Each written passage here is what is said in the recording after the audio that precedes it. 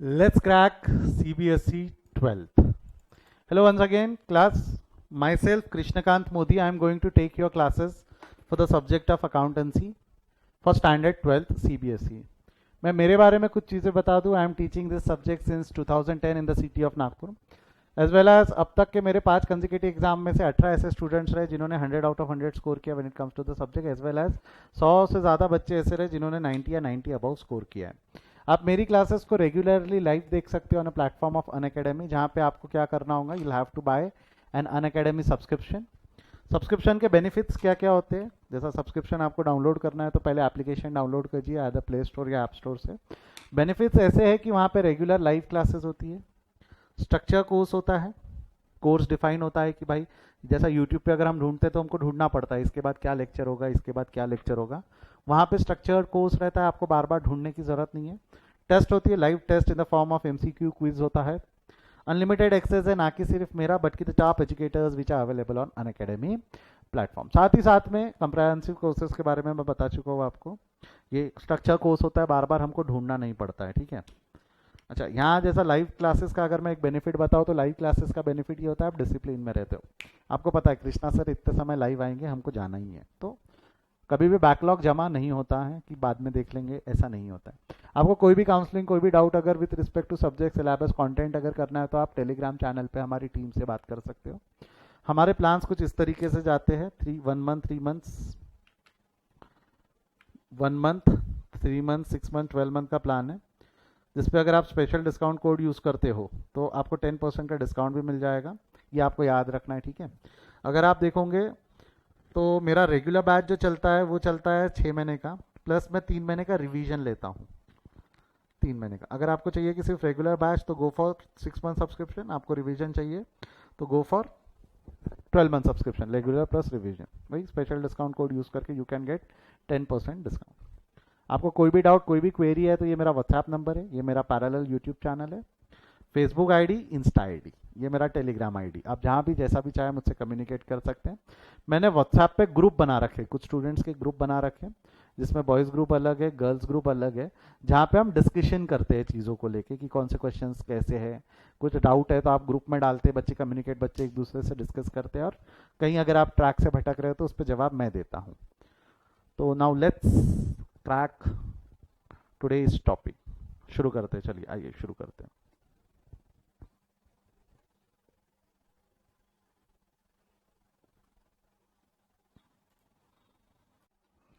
Let's crack CBSE 12th class. जैसा कि हम देखें, हम अब इस वक्त जो चैप्टर पढ़ रहे हैं वो पार्टनरशिप है, और पार्टनरशिप का कैलकुलेशन ऑफ गुडविल है. एक क्विक रिकैप करते हैं हमने क्या क्या देखा अब तक, ताकि हम अगले मेथड की तरफ बढ़ सके. मैंने आपको बताया था गुडविल कैलकुलेशन के 2 बेसिस है. 2 बेसिस कौन से बनाए हमने? एक बनाया on the basis of profit. Yes बोलते चलो. On the basis of profit, on the basis of capital.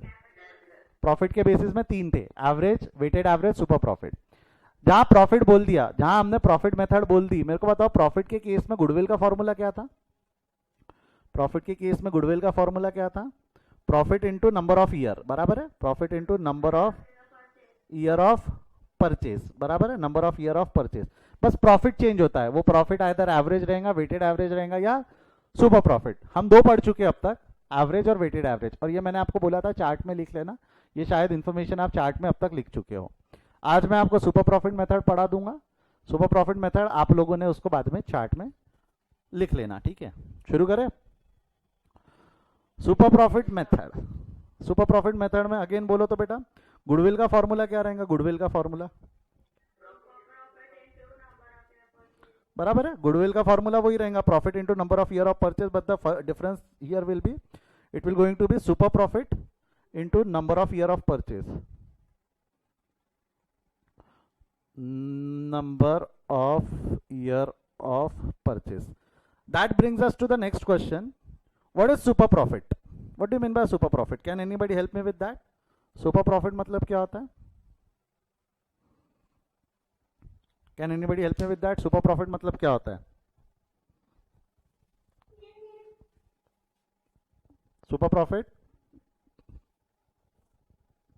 मेरे को एक चीज बताओ, आपको तो पता ही है ना, अपने को मिठाई की दुकान डालनी थी, याद है क्या? क्या थी मिठाई की दुकान का नाम क्या था? आपने कृष्णा मिष्टांग भंडार, भाई KMB नाम से हम दुकान डालना चाह रहे थे। मैं अगर मिठाई की दुकान डालूंगा तो मैं मिठाई 600 रुपए किलो बेचूंगा। मैं कितना रुपए किलो मिठाई बेचूंगा? 600 रुपए किलो, जो पूरे गांव वाले बेच रहे हैं 600 रुपए किलो। आपको क्या लगता है हल्दीराम वाला मिठाई 600 रुपए किलो बेच रहा है कि 800 रुपए किलो बेच रहा है? तो वो कितना रुपए ज्यादा चार्ज कर रहा है? मैंने बेचा रहता 600 रुपए पे, हल्दीराम वाला कितने में बेच रहा है? 800। तो वो कितना ज्यादा कमा पा रहा है मार्केट से? जो नॉर्मल पर्सन है, नॉर्मल पर्सन यानी कृष्णा, वो 600 में बेचता है, हल्दीराम वाला कितने में बेच रहा है? 800 में। तो हल्दीराम वाला कितना ज्यादा कमा रहा है, और लोग खुशी खुशी उसको 200 रुपए ज्यादा दे रहे हैं ना। हाँ या ना? ये क्यों दे रहे? क्यों दे रहे? क्यों दे रहे? क्योंकि उसका नाम है, उसका नाम है, लोगों को उस पर भरोसा है, उस ब्रांड पे लोगों का विश्वास है। यानी जहां उन्होंने हल्दीराम देखा है, they are ready to pay premium, people are ready to pay premium. लोग प्रीमियम पे करने के लिए तैयार है, लोग प्रीमियम पे करने के लिए तैयार है। तो अब मेरे को एक चीज ये बताओ, मेरे को एक चीज ये बताओ, अगर लोग प्रीमियम देने को तैयार है, 200 रुपए का premium, if they are ready to pay, 200 रुपए का premium if they are ready to pay, तो जो प्रीमियम 200 रुपए का प्रीमियम जो कंपनी या जो लोग देने को तैयार है, मेरे को अगर हल्दीराम का नाम खरीदना है, तो हल्दीराम का नाम खरीदने में मेरा इंटरेस्ट काय में रहने वाला है? मेरा इंटरेस्ट उसने कितना प्रॉफिट कमा, क्योंकि 600 रुपए में तो मैं भी बेच रहा हूँ, 600 रुपए किलो मिठाई तो मैं भी बेच पा रहा हूँ। अगर मैं हल्दीराम का नाम यूज करूंगा तो मैं 800 में बेच पाऊंगा। तो मेरा इंटरेस्ट इसके 800, पूरे 800 रुपए में उसका नाम खरीदने के पीछे इंटेंशन, वह 800 रुपए का प्रॉफिट है कि 200 रुपए का प्रॉफिट है? वापस बोलता हूं, मैं वापस बोलता हूं, एक मिनट आराम से, ठंडे दिमाग से। मैं क्या बोल रहा हूं, मैं अगर मिठाई बेचूं, मैं यानी कृष्णा अगर मिठाई बेचे तो वो 600 रुपए किलो तो वैसे ही बेच पा रहा है। बट अगर हल्दीराम मिठाई बेचे तो हल्दीराम कितने के रुपए किलो के हिसाब से बेच रहा है? 800। तो अगर मैंने हल्दीराम का नाम खरीद लिया तो मैं भी कितने रुपए में बेच पाऊंगा? मैं भी कितने रुपए में बेच पाऊंगा? अच्छा, तो मैं हल्दीराम का नाम खरीदने की वजह से मेरा फायदा कितने का हो रहा है? 600 में तो मैं वैसे ही बेच पा रहा था, मेरा फायदा कितने का हो रहा है? तो मेरा हल्दीराम का ब्रांड, हल्दीराम का नेम खरीदने पीछे इंटेंशन क्या है? हल्दीराम का नाम या हल्दीराम का ब्रांड खरीदने के पीछे का इंटेंशन वो 600 रुपए की जो 200 रुपए वो ज्यादा कमा रहा है वो है। तो मैंने जो उसको गुडविल का पैसा देना चाहिए वो पूरे प्रॉफिट का देना चाहिए कि सिर्फ सुपर प्रॉफिट का देना चाहिए? हमने गुडविल जो देना चाहिए वो पूरे प्रॉफिट का नहीं, क्योंकि मैंने भी अगर दुकान डाली तो मैं तो 600 रुपए में बेच ही पा रहा हूँ ना, 600 रुपए के हिसाब से मैं प्रॉफिट कमा ही पा रहा हूँ। हल्दीराम वाला 800 रुपए पे कमा रहा है, मैं 600 पे तो कमा ही सकता हूँ ना। तो मेरे को हल्दीराम का नाम, हल्दीराम का ब्रांड खरीदने का फायदा 200 रुपए किलो से, मेरा हल्दीराम का फायदा जो है वो कितने रुपए पे होने वाला है? 200 रुपए। तो मेरा मेजर इंटरेस्ट रहता है किसी का गुडविल खरीदने का, दैट सुपर प्रॉफिट। तो ये आर्ग्यूमेंट क्या बोलती है सुपर प्रॉफिट मेथड में, कि आप पूरे प्रॉफिट का एवरेज मत लो, आप पूरे प्रॉफिट का एवरेज मत लो, आप सिर्फ कौन से प्रॉफिट का एवरेज लो? सुपर प्रॉफिट, जो उस ब्रांड की वजह से जो आप ज्यादा कमा सकते हो, जो ब्रांड की वजह से। नहीं तो आप नॉर्मली आपका खुद का धंधा डालो तो भी तो आप 600 रुपए के हिसाब से कमा ही रहे हो। ब्रांड खरीद लोगे तो 200 रुपए ज्यादा चार्ज कर पाओगे, ब्रांड खरीद लोगे तो 200 रुपए ज्यादा चार्ज कर पाओगे, दैट्स सुपर प्रॉफिट। उसको क्या बोला जाता है? Super profit. दूसरे शब्दों में बोला तो सुपर, अच्छा सुपर प्रॉफिट मतलब मैं ऐसा बोलूं तो चलेगा क्या? सुपर प्रॉफिट मतलब average profit, average profit minus normal profit. Sir ऐसा क्यों, ऐसा क्यों? दिस इज योर नॉर्मल ना, कृष्णा वाज नॉर्मल पर्सन और हल्दीराम के गुडविल कैलकुलेट कर रहे हैं। तो हल्दीराम कितना एक्चुअल प्रॉफिट कमा रहा है? 800। नॉर्मल लोग कितना प्रॉफिट कमा सकते थे? 600। तो हल्दीराम का सुपर प्रॉफिट कितना हो गया? 200। वही किया ना आपने, profit of Haldiram minus profit of normal person. And profit of Haldiram अगर हमको निकालना है तो profit of Haldiram is average profit. Haldiram का प्रॉफिट जो रहेगा वो हम एवरेज प्रॉफिट, हल्दीराम की बुक्स ले लेंगे, उसके बुक्स का जो एवरेज प्रॉफिट रहेगा that will be the profit of Haldiram. Profit of Haldiram minus profit of normal व्यक्ति, नॉर्मल पर्सन, वो प्रॉफिट हो जाएगा हमारा सुपर प्रॉफिट। वो प्रॉफिट क्या हो जाएगा हमारा? Super profit. आई होप ये समझा है आपको सुपर प्रॉफिट मतलब क्या? समझाया? Just give a thumbs up, एक बार थम्स अप दे दो। क्या है, दो ही लोग हाँ बोलते, बाकी thumbs up that represent everyone, तो समझ में आ जाता है जल्दी। अंजलि, देवेश, इशिका, अंश, माही,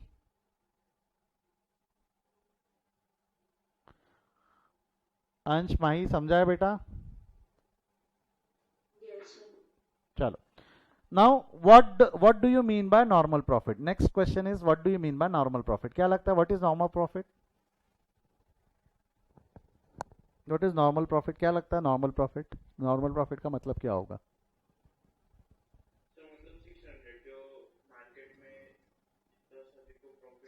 यानी the profit which you have gain, the profit which you have gain in the normal course of business. मतलब देखो, मैं आपको एक चीज बता देता, अगर हमने कोई भी धंधे में पैसा लगाया, मैंने वर्ड क्या वापरा?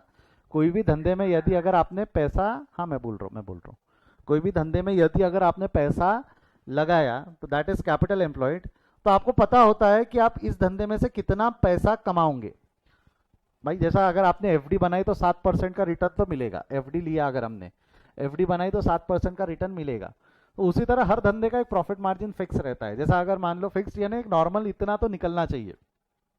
जैसा अगर मैंने कपड़ों में पैसे लगाए तो शायद मेरे को 40% 50% का रिटर्न मिलेगा। लोहे में मैंने पैसे लगाए तो 20% 25% का रिटर्न वो मार्केट देता है जितने पैसे हम इन्वेस्ट करते हैं। जैसे आपने 10 लाख रुपए लगाए तो मेरे को 20% के हिसाब से 2 लाख रुपए रिटर्न मिलेंगे। 2 लाख रुपए साल भर में मैं कमा सकता हूँ। तो that is your return expected from that industry या return expected from that business. भाई इतना पैसा तो हम वो इंडस्ट्री से कमा सकते, इतना परसेंट तो हम वो इंडस्ट्री से कमा सकते हैं।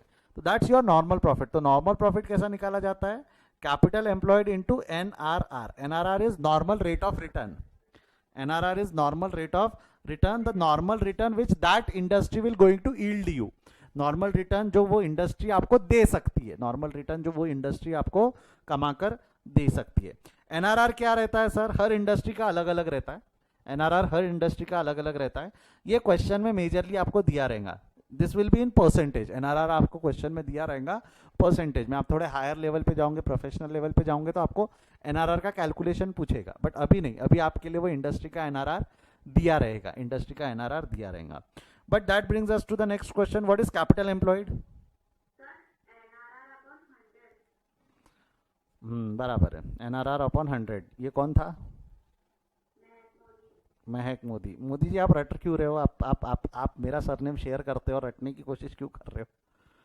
एनआरआर अपॉन, अच्छा एक मिनट, हाँ एक मिनट। एनआरआर का फुल फॉर्म क्या है? Normal rate of return. यहाँ वर्ड्स क्या है? ठीक है, जिन जिन लोगों ने स्कूल में पढ़ा है, कभी दिमाग लगाया नहीं, जो टीचर ने बोल दिया सुन लिया। मैं बताऊँ 10% और 10 अपॉन 100 और 10% अपॉन 100। चलो इस पे हम बाद में बात करते हैं, पहले इस पे बात करते हैं। 10% और 10% अपॉन 100 ये दोनों सेम है कि अलग अलग है?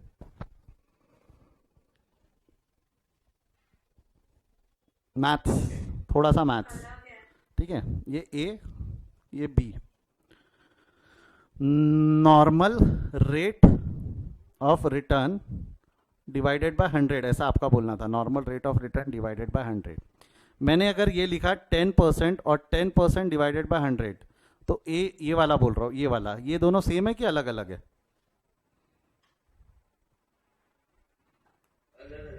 ये अलग है ना, बराबर है। तो जब यहाँ रेट लिखा हुआ है बेटा, जब यहाँ रेट लिखा हुआ है तो डिवाइडेड बाय 100 अलग से करने की जरूरत है क्या? रेट का मतलब ही होता है ना इन परसेंटेज। यहाँ पे जो रेट रहने वाला है ये परसेंटेज में ही रहने वाला है। तो वापस से फॉर्मूले में दोबारा से 100 लिखने की जरूरत है क्या? अच्छा एक मिनट और समझाता हूँ।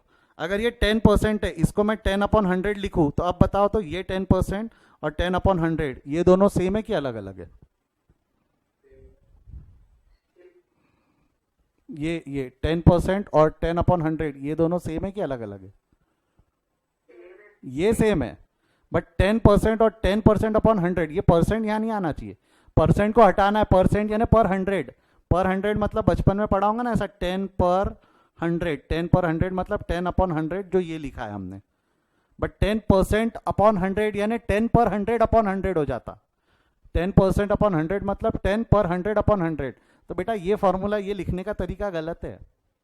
जब आप रेट यहाँ लिख रहे हो तो rate is always, this will going to be in percentage. तो वापस वो परसेंटेज में है, उसको डिवाइडेड बाय वापस और परसेंट कर रहे हो, तो परसेंट का परसेंट निकाल रहे हैं आप। समझा क्या जी?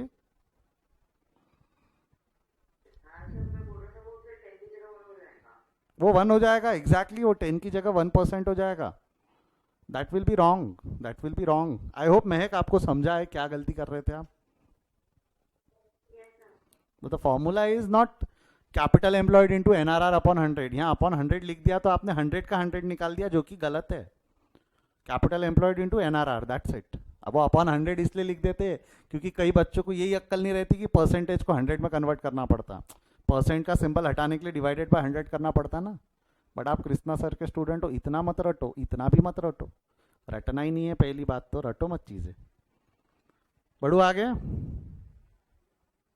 देखो ना, मैं रटने के खिलाफ हूँ. थोड़ा सा बुरा लग जाता, सर हमको तो आता था, आपने हमको गलत ठहरा दिए, तो थोड़ा सा रेजिस्टेंस आता, आप गलत पढ़ा रहे. ठीक है जैसा आपको सही लगे.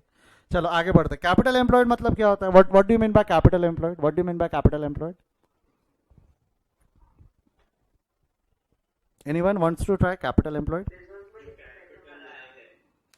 बिजनेस में जो कैपिटल लाया गया है. ओके ओके, मैं सही गलत नहीं बोल रहा हूँ, it's your call. Capital employed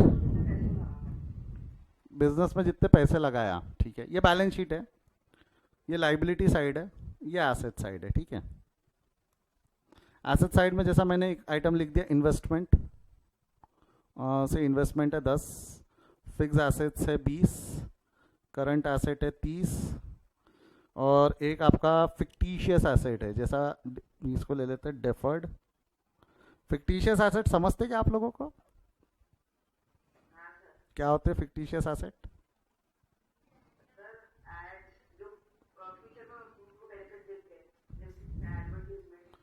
पहला क्या बोला, मीनिंग क्या बोला आपने उसका?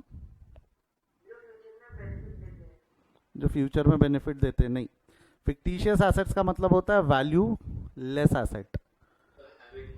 हाँ, वैल्यू लेस एसेट होता है. फिक्टिशियस एसेट का मतलब होता है वैल्यू लेस. वो बैलेंस शीट में दिखते हैं बट इसका कोई वैल्यू नहीं होता. You can not sell that. उसको आप ले जाके मार्केट में बेच नहीं सकते. That's fictitious asset. वैसे देखा जाए तो फ्यूचर में बेनिफिट देते हैं, ये हर एसेट की डेफिनेशन है, जो फ्यूचर में बेनिफिट देते हैं. भाई इन्वेस्टमेंट क्या फ्यूचर में बेनिफिट नहीं देने वाला क्या? तो क्या वो भी फिक्टिशियस एसेट हो गया क्या? फिक्स्ड एसेट्स क्या फ्यूचर में बेनिफिट नहीं देंगे क्या? यूज करके ही तो कमा रहे हो ना. हर एसेट फ्यूचर में बेनिफिट देता है, बट फिक्टिशियस एसेट फ्यूचर में बेनिफिट तो देता ही है, बट उसकी मार्केट वैल्यू कुछ नहीं होती. आप उसको मार्केट में बेचने जाओ तो नहीं बिकता. वो वैल्यू लेस एसेट बोलते हैं उसको, value less asset. I hope जो गलत था वो समझा, क्लियर हुआ.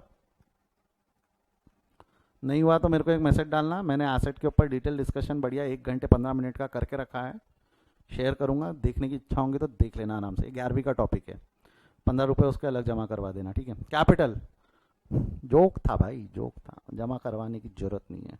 कैपिटल है 40, रिजर्व है 5. एक बार इसकी टोटल मारो तो इसकी टोटल कितनी हो रही है? 50, 60, ये 65 हो रही है ना. 65, 65, द टोटल इज 65. देन यहाँ पे आपका ये ले लो, क्या नाम है, loan, long term borrowings. Long term borrowings है 15, करंट लाइबिलिटी है 5, 20, 40, यस, इसकी भी टोटल हो गई 65. इसका भी टोटल हो गया 65. यस, आ जाओ. आवाज आ रही है सभी को मेरी? Am I audible? हाँ या ना? हाँ, वो थोड़ा सा इंटरनेट कनेक्शन में या कुछ प्रॉब्लम आया होगा एप्लीकेशन में. मैं हट के वापस हुआ, कनेक्शन ब्रेक हुआ था. मैं आ गया ना, मैं दिख रहा हूँ सभी को. ये एक बैलेंस शीट है, ये एक बैलेंस शीट है. फिक्टिशियस एसेट का मतलब मैंने आपको बताया वैल्यू लेस एसेट. इस पर ज़्यादा जानकारी चाहिए तो आप मेरे को मैसेज कर देना कि सर एसेट मतलब क्या होता है. उसका वीडियो मैंने ऑलरेडी बना के मेरे चैनल पे अपलोड किया है, मैं आपको शेयर कर दूंगा. 1 घंटा 15 मिनट का वीडियो है. कुछ बैठ के देखने की इच्छा होंगी, ज़िंदगी में कुछ नया सीखने की इच्छा होंगी तो देखना, नहीं तो छोड़ देना. वैसे भी अब तक नहीं सीखे थे, जीवन में कोई मेजर खास फर्क तो पड़ा नहीं. 11वीं तो पास हो ही गए, वो 11वीं का टॉपिक था. अब मेरे को एक चीज़ बताओ, यहाँ पे कैपिटल एम्प्लॉयड कितना? कैपिटल एम्प्लॉयड आपने बोला कैपिटल लाया हुआ, ओनर ने लाया हुआ पैसा, तो this is capital employed. Owner ने तो 40 रुपए लाए ना. ओनर ने 40 रुपए लाए, तो वो कैपिटल एम्प्लॉयड है, यस और नो? यस. ओनर का लाया हुआ पैसा अगर मैं आपकी डेफिनेशन के साथ जाऊँ तो वो 40 रुपए हो जाता. अब ज़रा 2 मिनट सोचो, अगर वही डेफिनेशन होती तो मैंने यहाँ टर्म कैपिटल एम्प्लॉयड क्यों लिखा रहता? कैपिटल नहीं लिख दिया रहता. कैपिटल का मतलब क्या होता है? That's what you are saying कि sir capital is capital employed. तो फिर यहाँ कैपिटल एम्प्लॉयड क्यों लिखा, टर्म कैपिटल एम्प्लॉयड क्यों है?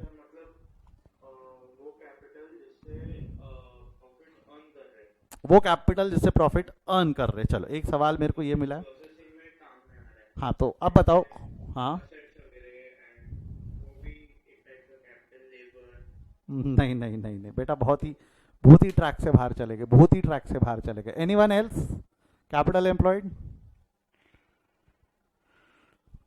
नोबडी? मैं बताऊं डेफिनेशन ऑफ कैपिटल एम्प्लॉयड का?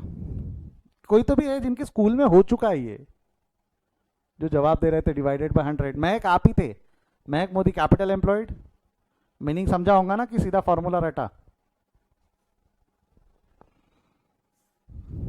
देखो सुनो, मैं डांट नहीं रहा रे, मेरा बोलने का तरीका ही ऐसा है।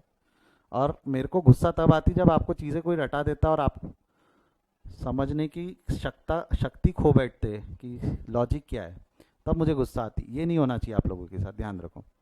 कैपिटल एम्प्लॉयड की डेफिनेशन बोल रहा हूँ मैं, ध्यान से सुनना, लिखने की जरूरत नहीं है, सिर्फ याद रखना। Capital employed is money invested in our business. Capital employed मतलब money invested in our business. क्या बोला मैंने? मेरे साथ बोलते जाओ। What is capital employed? Money invested in our business. जो पैसा हमारे वर्ड्स पे ध्यान देना, जो पैसा हमारे धंधे में लगा हुआ है, जो पैसा हमारे धंधे में लगा हुआ है। तो मेरे को एक चीज बताओ, हमारे धंधे में पैसा कौन लगाता है? बिजनेस में पैसा कौन लगाता है? ओनर। ठीक है, तो आपको नहीं लगता ओनर ने ये पैसा लगाया 40 रुपए? यस और नो? अच्छा, ये रिजर्व्स का मतलब क्या होता है? Can anybody explain me what do you mean by reserves?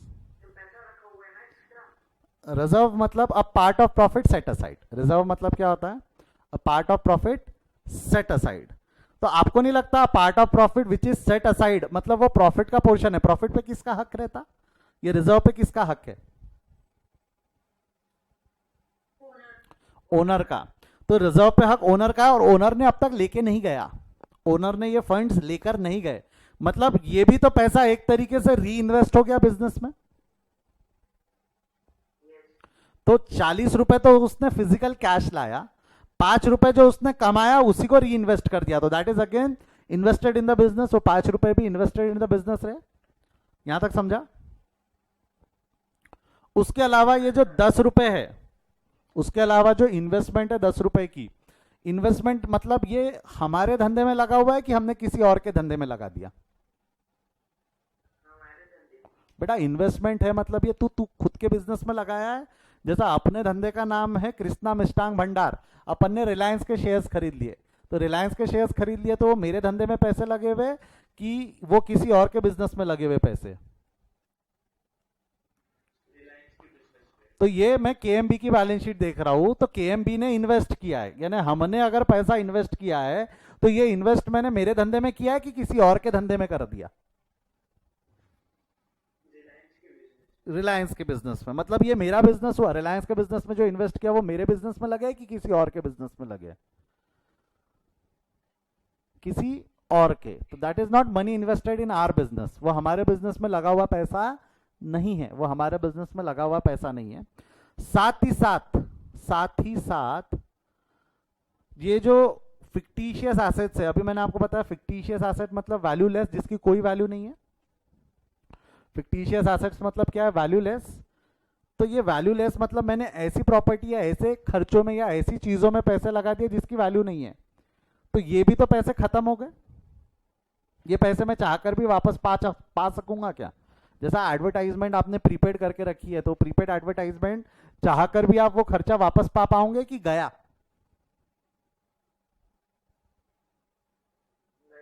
तो आपको नहीं लगता ये भी एक तरीके से आउटफ्लो है? ये लग गया पैसा है, मैं चाहकर भी वापस नहीं ला पाऊंगा। This is your capital employed, this is your capital employed. Capital employed मतलब होता है the money which you have invested in our business. पैसा जो हमने हमारे धंधे में लगाया, पैसा जो हमने हमारे धंधे में लगाया, दैट्स कैपिटल एम्प्लॉयड।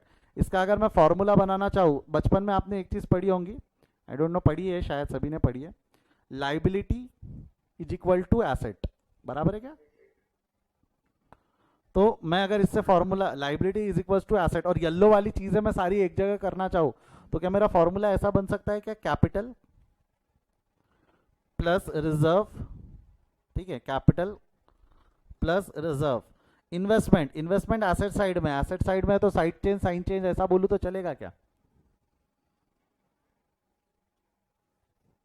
हाँ या ना? इन्वेस्टमेंट इसमें से, इन्वेस्टमेंट आपने बाहर के धंधे में कर दी, इन्वेस्टमेंट आपने किसी और के धंधे में कर दी, तो इन्वेस्टमेंट किसी और के धंधे में कर दी तो उतना पैसा तो गया आपके बिजनेस से। यानी 40 रुपए आपके ओनर ने लाए, 5 रुपए का रिजर्व था, 5 रुपए का रिजर्व था, 5 रुपए का रिजर्व था। इन्वेस्टमेंट आपने बाहर वाले के धंधे में कर दी, और साथ साथ में ये 5 रुपए की कोई वैल्यू नहीं है, 5 रुपए की कोई वैल्यू नहीं है, फिक्टिशियस वैल्यूलेस है। तो आपका कैपिटल एम्प्लॉयड कितना आएगा? कैपिटल एम्प्लॉयड करिए, इसको सॉल्व करिए। 40 प्लस 5 माइनस 10 माइनस 5 कितना आता है? तो ये हो गया आपका कैपिटल एम्प्लॉयड। ये क्या हो गया आपका? Capital employed. Capital employed in your business, capital employed in your business. ये समझा क्या? तो फॉर्मूला क्या है कैपिटल एम्प्लॉयड का? फॉर्मूला क्या है?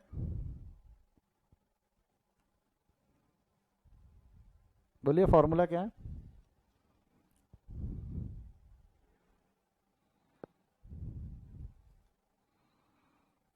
कैपिटल लिखा है ना बेटा, बोलो ना, कैपिटल एम्प्लॉयड का फॉर्मूला। अलग ही शांत हो गए। ये समझा क्या? एक बार थम्स अप दे दो। समझा है क्या? Just give a thumbs up.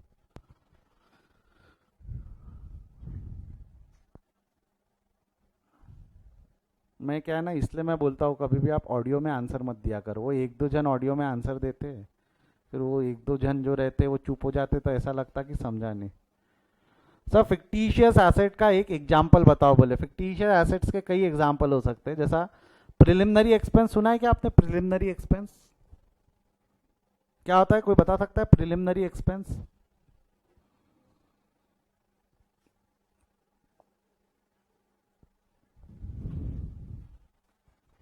Level पे 11वीं बर्बाद की हो तुमने अपना। बताता हूँ मैं क्लास, 1 मिनट बाद में बताता हूँ।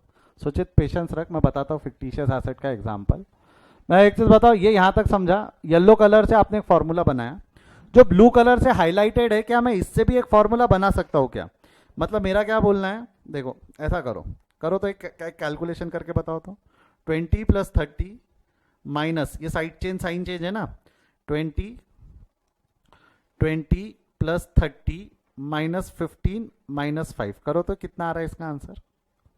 20 प्लस 30 माइनस 15 माइनस 5, करो कितना आ रहा है? 20 प्लस 30 माइनस 15 माइनस 5 कितना आ रहा है? 30। ये भी तो 30 आया ना, ये भी तो 30 आया। कैसे सर, कैसे सर, ऐसा कैसे हो गया? यहां आपने जो फॉर्मूला यूज किया वो फॉर्मूला है fix assets plus current asset minus, fix assets plus current assets minus long term borrowing minus current liability. Fix assets plus current assets minus long term borrowing minus current liability. इसको दूसरे ही शब्दों में एक formula और बोला जाता है। इसको क्या बोल सकते हैं हम दूसरे ही शब्दों में? अगर मेरे को बोलना है तो मैं ये बोल सकता हूं total assets, total assets excluding, total asset excluding क्या क्या छोड़ दिया था मैंने? इन्वेस्टमेंट और fictitious assets. Total asset excluding investment and fictitious assets, total asset excluding investments and fictitious assets minus, आपको नहीं लगता लॉन्ग टर्म बोरोइंग और करंट लाइबिलिटी ये आउटसाइडर्स लाइबिलिटी है? Long term borrowing and outsider current liability ये क्या रहेंगे आपकी? Outsider liability. फॉर्मूला क्या बन गया आपका? Total asset excluding investment and fictitious assets, total asset excluding investments and investments और फिक्टिशियस एसेट्स छोड़ दो, माइनस आउटसाइडर्स लाइबिलिटी। माइनस क्या कर दो आप? Outsiders liability. तो माइनस आउटसाइडर लाइबिलिटी, इससे भी आपका फॉर्मूला बन जाता है कैपिटल एम्प्लॉयड का। ये भी फॉर्मूला बन जाता है कैपिटल एम्प्लॉयड का। आई होप ये समझा है। समझा है तो एक बार थम्स अप दे दो। ये जो ब्लू कलर से दोनों फॉर्मूले लिखे कायदे से सेम ही है, बट मैंने उसको थोड़ा सा रिफाइन कर दिया कि सारी चीजें इसमें कवर हो सके। मैं, देवेश, अंजलि, अंश, इशिका, सुचित, ये समझा है बेटा? अदिति,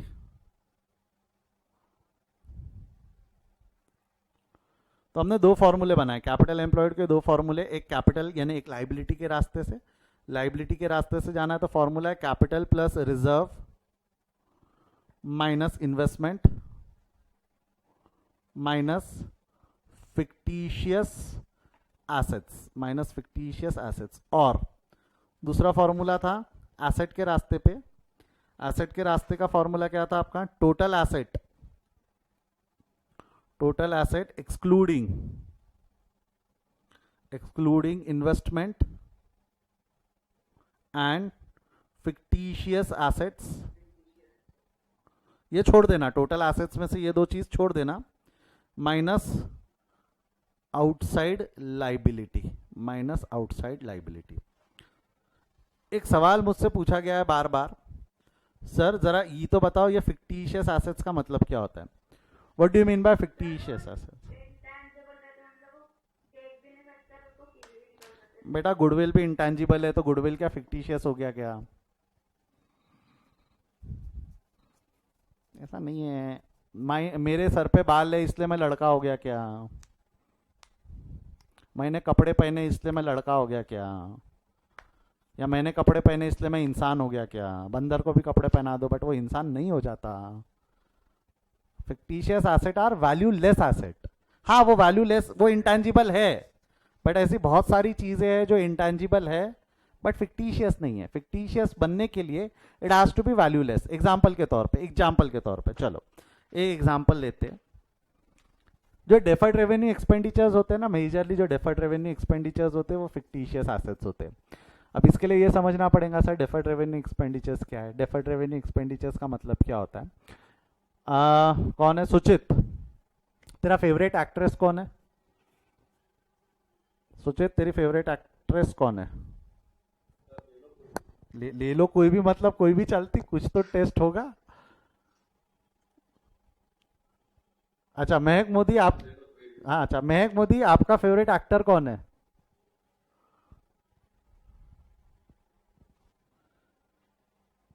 अलग ही शर्माते। अक्षय कुमार, ओके अक्षय कुमार। क्लास सिर्फ सिर्फ आप लोगों के। अच्छा देवेश तू बताना चाहेगा तेरी फेवरेट एक्ट्रेस कौन है?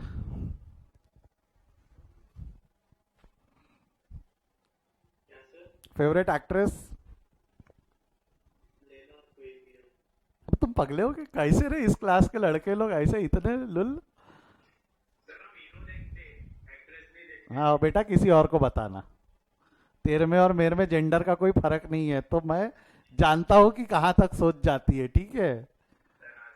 हाँ मैं आप ही बता दो कौन है फेवरेट एक्ट्रेस, कौन है आपकी?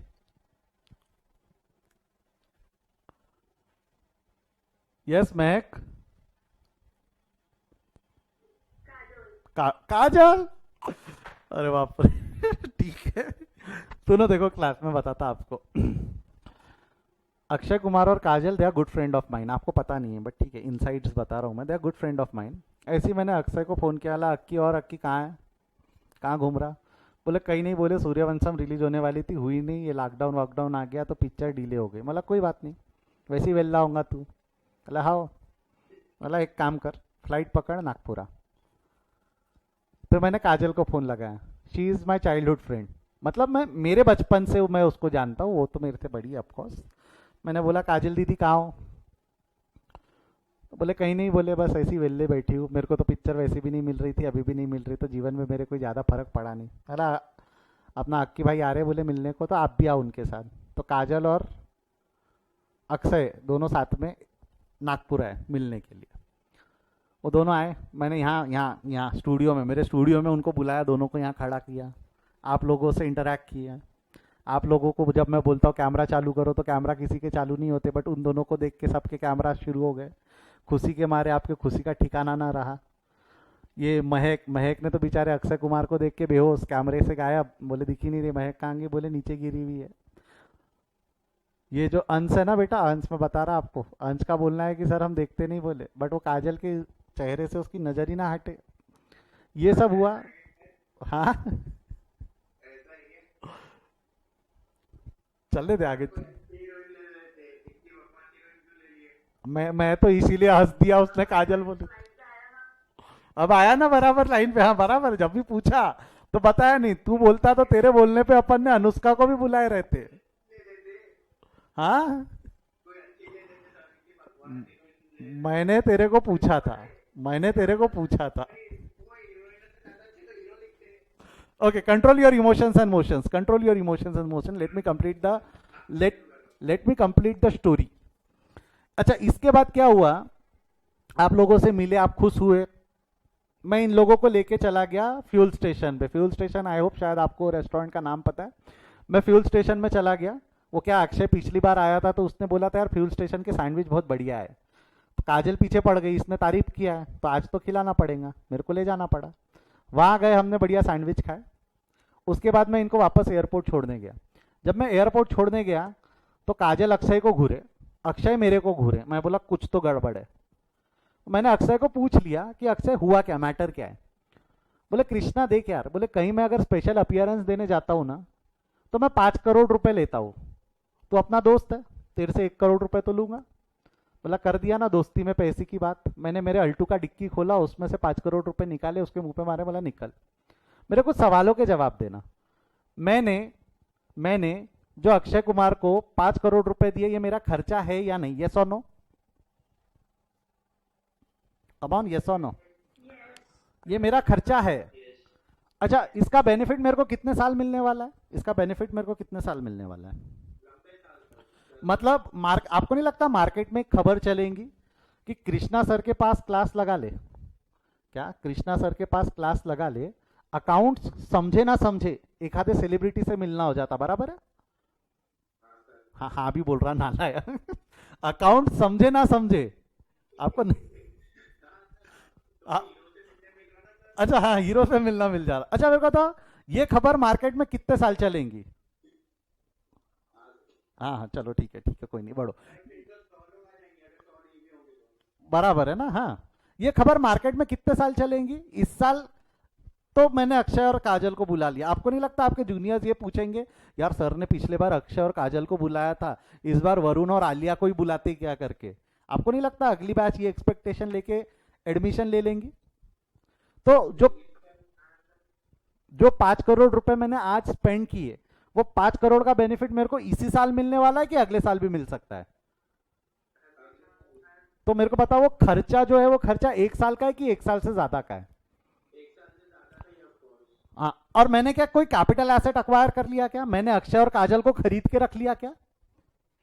नहीं, मैंने कोई कैपिटल एसेट अक्वायर नहीं किया। मैंने सिर्फ एक रूमर, मैंने एक सिर्फ कॉन्फिडेंस ले रखा है। वो खर्चा करने की वजह से लोगों का कॉन्फिडेंस सिर्फ मेरे ऊपर बढ़ा है कि हाँ हम इस बेसिस पे अब एडमिशन ले लेंगे, हम इस बेसिस पे हम एडमिशन ले लेंगे।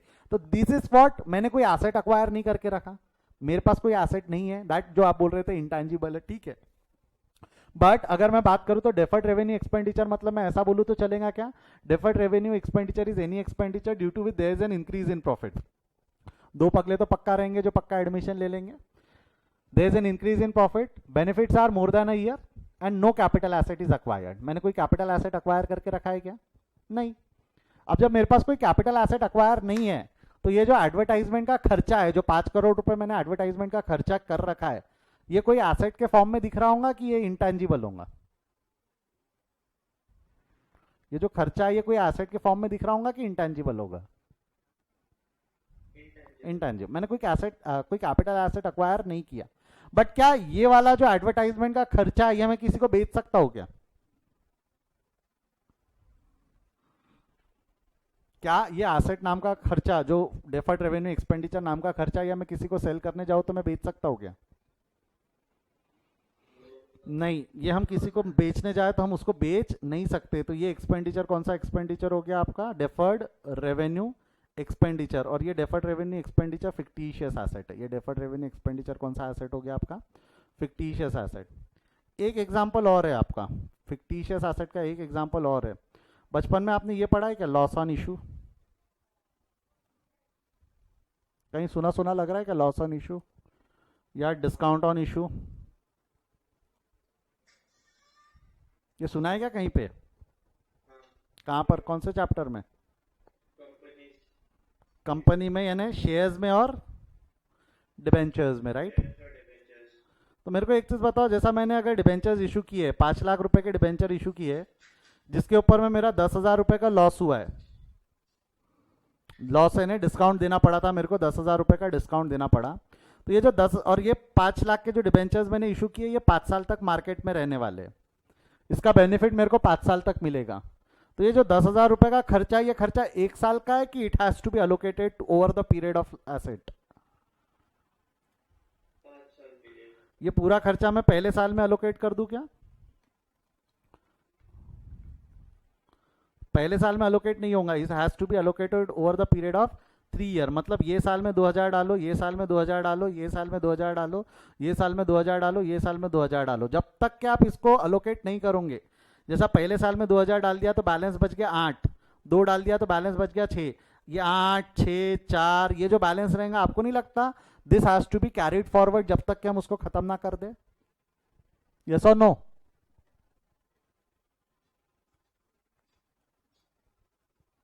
हाँ या ना? आप लोग चैट में लिखो तो रे, आप लोग माइक ही अलग बंद करके बैठ जाते हो। जब आप चैट में लिखो तो क्या ये कैरी फॉरवर्ड होगा या नहीं होगा? होगा। तो ये कैरी फॉरवर्ड कहाँ होगा? बैलेंस शीट में। और बैलेंस शीट में कौन से साइड में कैरी फॉरवर्ड होगा? ये एसेट साइड में। बैलेंस शीट के कौन से साइड में कैरी फॉरवर्ड होगा? ये एसेट साइड में। तो आपको नहीं लगता ये एसेट साइड में एक आइटम दिखने लगेगा, बट एक्चुअली ये एसेट है कि डेफर्ड रेवेन्यू एक्सपेंडिचर है? ये एसेट, डेफर्ड रेवेन्यू का मतलब क्या होता है? It has to be deferred over the useful life. Deferred मतलब it has to be divided over the useful life. 2,000, 2,000, 2,000, 2,000, 2,000, हर साल में 2,000 मैंने अलोकेट किया, हर साल में मैंने 2,000 रुपए अलोकेट किया। तो इस साल का खर्चा दो, अगले का दो, अगले का दो, अगले का दो, अगले, जब तक के खर्चा खत्म नहीं होता तब तक के वो उसका अमाउंट कैरी फॉरवर्ड होते रहता है बैलेंस शीट में। तो डेफर्ड रेवेन्यू एक्सपेंडिचर्स जो रहते हैं ना, वो कैरी फॉरवर्ड होते रहते हैं बैलेंस शीट में।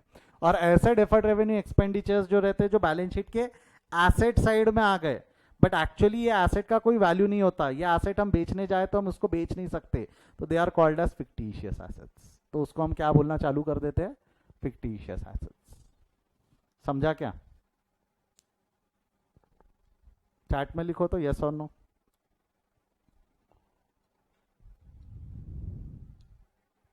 मैं आपको यही बोल रहा था, ये वाला जो डिस्कशन है ना, ये वाला डिस्कशन मैंने डिटेल में वो वीडियो में कर रखा है, मैं भेज दूंगा आपके साथ में वो वीडियो।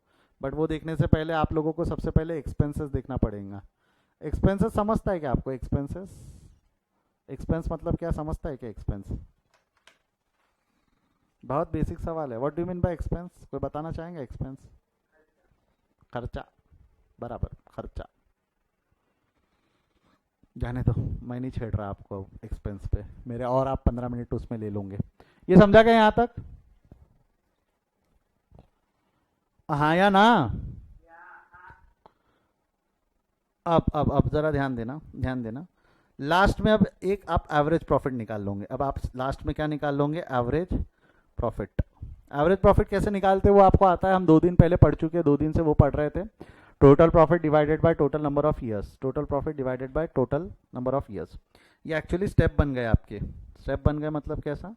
अगर आपको सुपर प्रॉफिट मेथड से गुडविल निकालना है तो step number 1 average profit, step number 2 capital employed, 3 normal profit, 4 super profit and 5 goodwill. सबसे पहले एवरेज प्रॉफिट निकाल लो। सबसे पहले क्या निकाल लो? Average profit. फिर निकाल लो कैपिटल एम्प्लॉयड, फिर निकाल लो नॉर्मल प्रॉफिट, फिर एवरेज प्रॉफिट स्टेप नंबर 1 में निकाला हुआ है, नॉर्मल प्रॉफिट स्टेप नंबर 3 में निकाला हुआ है। तो average profit minus normal profit super profit आ जाएगा, और super profit into number of year of purchase कर दोगे तो वो क्या हो जाएगा? आपका गुडविल।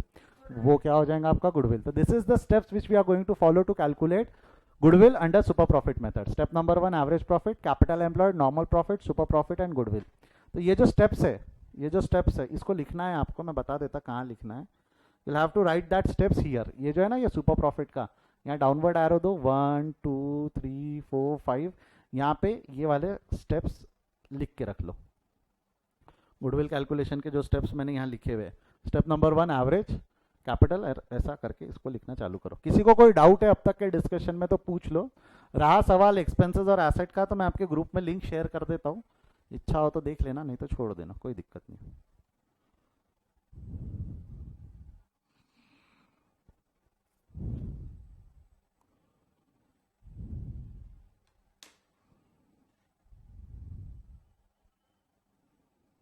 क्लास आपके पास में सवाल पूछने के लिए प्राइवेट चैट का भी ऑप्शन रहता है, घबराओ मत। आपके दिल में जो सवाल है, आपको लगता है बाकी लोग मजाक बनाएंगे, प्राइवेट चैट में लिखो, कोई दिक्कत नहीं है।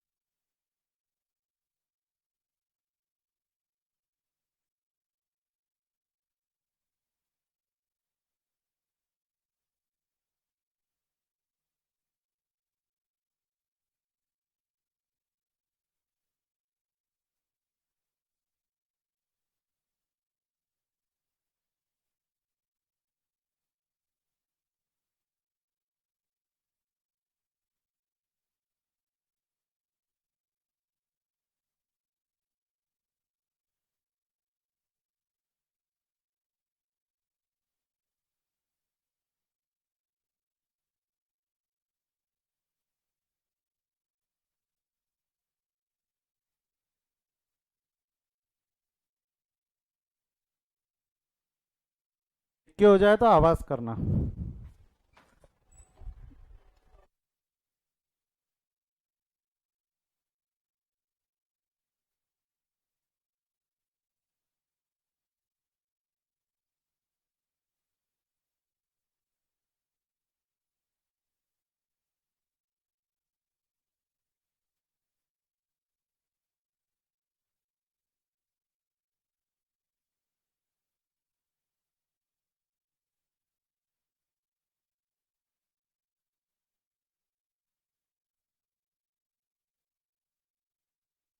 यस हुआ है।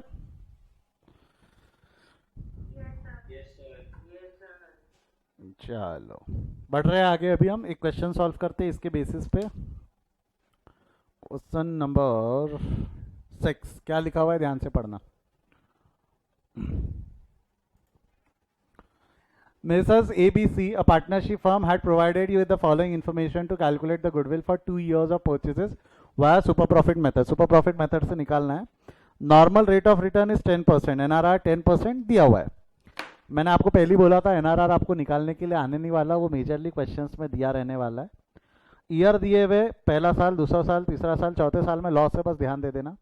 चौथा साल प्रॉफिट नहीं है, फोर्थ ईयर में लॉस है। लॉस है तो क्या करते हैं वो हम पहले देख चुके हैं। एवरेज प्रॉफिट निकालते वक्त loss has to be deducted, right. Then 2017 balance sheet दी हुई है, लाइबिलिटी साइड है, एसेट साइड है। वहां सबसे ऊपर में एक चीज लिखा हुआ था that you will have to information to calculate the goodwill for 2 years of purchases via super profit method. 2 साल के परचेजेस के लिए कौन सी मेथड के अंडर में? Super profit method. तो सुपर प्रॉफिट मेथड में स्टेप 1 है एवरेज प्रॉफिट, स्टेप 2 है कैपिटल एम्प्लॉयड। ये बैलेंस शीट एक्चुअली आपको दी हुई है कैपिटल एम्प्लॉयड निकालने के लिए।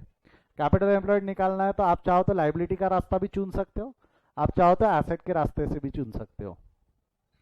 कौन से रास्ते से निकालूं आप बोलो? लाइबिलिटी के रास्ते से जाएंगे कि एसेट के रास्ते से?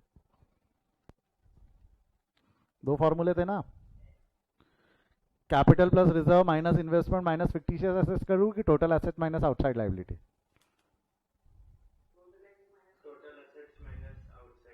मतलब मैं आपको बताऊँ क्या, ये वाला फार्मूला ज़्यादा आसान होता है लगाना। ये फार्मूला लगाना ज़्यादा आसान होता है क्योंकि जब total assets minus outside liability करोगे ना तो आपको ये पूरे एसेट्स की टोटल लेनी पड़ती, एक्सेप्ट इन्वेस्टमेंट्स एंड ये प्रिलिमिनरी एक्सपेंस, ये फिक्टिशियस एसेट है। तो जब आपको टोटल लेनी है, कितने फिगर्स की लेनी है? एक, 25, 70, 25,000 ये वाला छोड़ दोगे। फिर 70 की टोटल लेनी है, 20, 40, कितनी टोटल है? 1, 2, 3, 4, 5 टोटल ये लेनी है। 5 में से 2 माइनस करनी है, तो 7 कैलकुलेशंस करने होते हैं। 7 नहीं, वैसे 6 करने होंगे।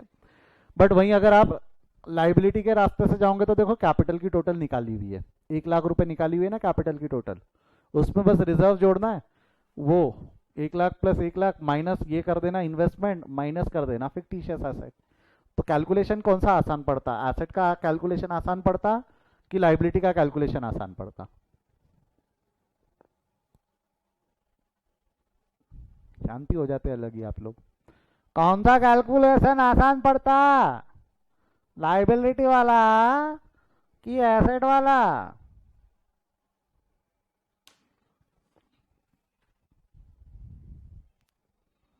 मैं करूँ क्या आप लोगों के साथ ऐसा? हाँ ठीक है, चलो बढ़ते हैं। सबसे पहला स्टेप वन शुरू करो। Step one average profit. Step one क्या है? Average profit. हाँ यस, देखो ना, देखो वापस देखो, मैं हट गया, ये लो देखो। निकालो तो एक बार एवरेज प्रॉफिट निकाल के बताओ मेरे को फटाफट। एवरेज प्रॉफिट 30 सेकेंड है आपके पास में, निकालो एवरेज प्रॉफिट।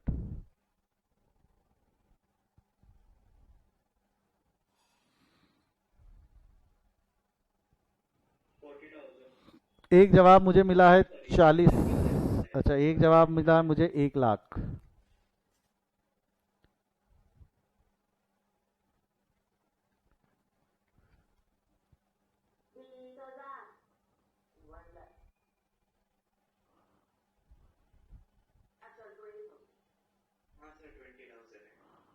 $20,000।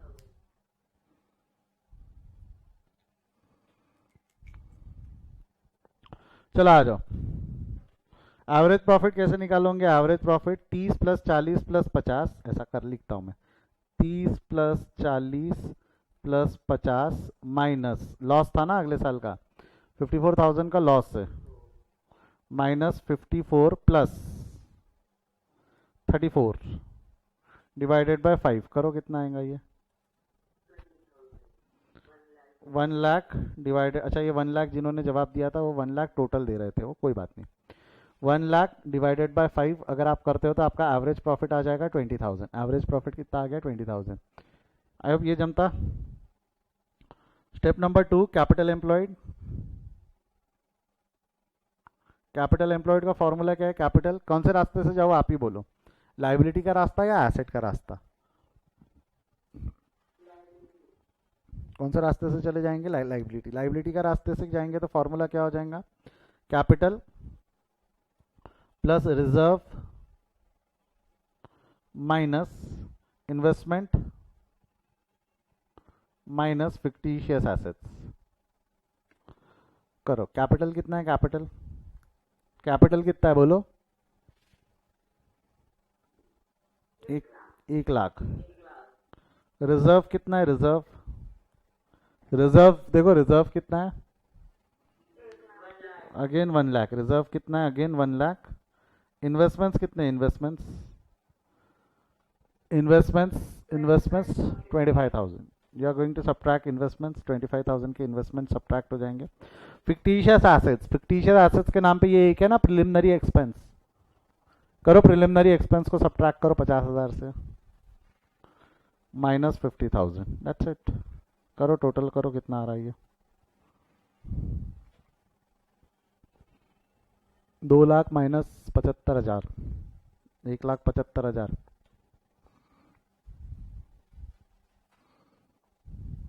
ये 1,25,000 आ रहा है क्या?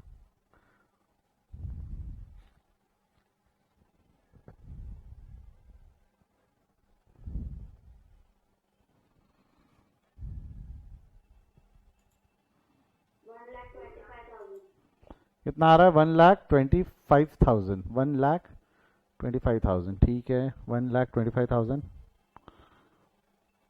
स्टेप नंबर 2 हो गया। स्टेप नंबर 3 क्या है आपका? Step number 3 normal profit. Normal profit का फॉर्मूला क्या था? Normal profit capital employed, capital employed into NRR। Capital employed कितना है आपका? 1,25,000। NRR दिया हुआ है 10%, करो तो 1 लाख इंटू 10%, ये हो जाएगा 12,500। स्टेप नंबर 4 क्या था step number 4? Super profit. Super profit का formula is average profit minus normal profit. Average profit अब माइनस नॉर्मल प्रॉफिट कितना हो जाएगा? Average profit is 20,000, normal profit is 12,500. तो कितना होगा 20 माइनस 12,500? 7,500. ठीक है. Step number 5, goodwill. गुडविल का फॉर्मूला क्या हो जाएगा आपका? Super profit into number of year of purchase. करो. सुपर प्रॉफिट है 7,500 into number of year of purchase है 2. 7,500 number of year of purchase 2 है, याद है ना? वो ऊपर लिखा हुआ है गुडविल फॉर 2 ईयर्स कैलकुलेशन. करो इंटू 2 कितना आ रहा है? That's your value of goodwill. 15,000 will be the value of goodwill. समझा क्या? 3 मार्क का क्वेश्चन आता है ये एग्जाम में. किस्मत अच्छी रही तो पूरी बैच ने मिला के एक साथ पुण्य कमाया तो इंस्टीट्यूट या बोर्ड ऐसा क्वेश्चन आपसे पूछ सकती है. छाप लो इसका आंसर. इसको पहले आंसर लिख लो, मैं क्वेश्चन दिखाता हूँ आपको. आंसर लिख लो.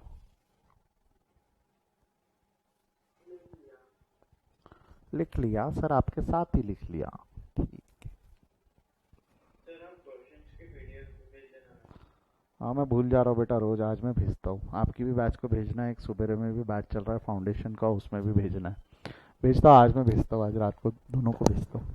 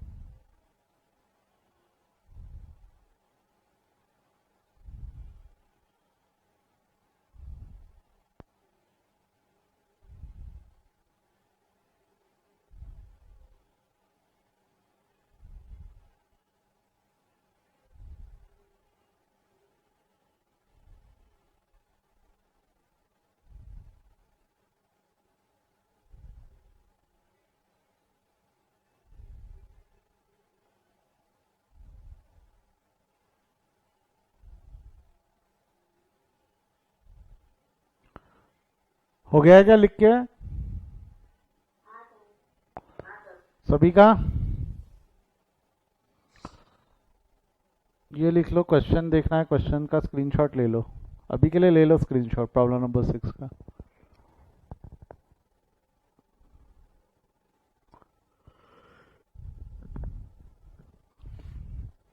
ले लिया क्या?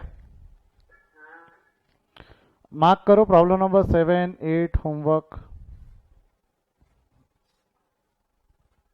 एक सेकंड रुकना, एक सेकंड. प्रॉब्लम नंबर 7, 8 को होमवर्क मार्क करो. सुपर प्रॉफिट मेथड ही है, बहुत सी चीजें दी हुई है. जैसा 7 में देखोगे तो कैपिटल एम्प्लॉयड दिया हुआ है, रेट ऑफ रिटर्न दिया हुआ है, तो कैपिटल एम्प्लॉयड सिर्फ एवरेज प्रॉफिट निकाला तो काम हो जाता. सेम 8 में भी कैपिटल एम्प्लॉयड निकालने की जरूरत नहीं है, दिया हुआ है. एवरेज प्रॉफिट निकालना है सिर्फ। Even mark problem number 9 as homework. ये क्या है? ये कल बताता हूँ। 7, 8, 9 होमवर्क मार्क कर लेना। 7, 8, 9 होमवर्क मार्क कर लेना।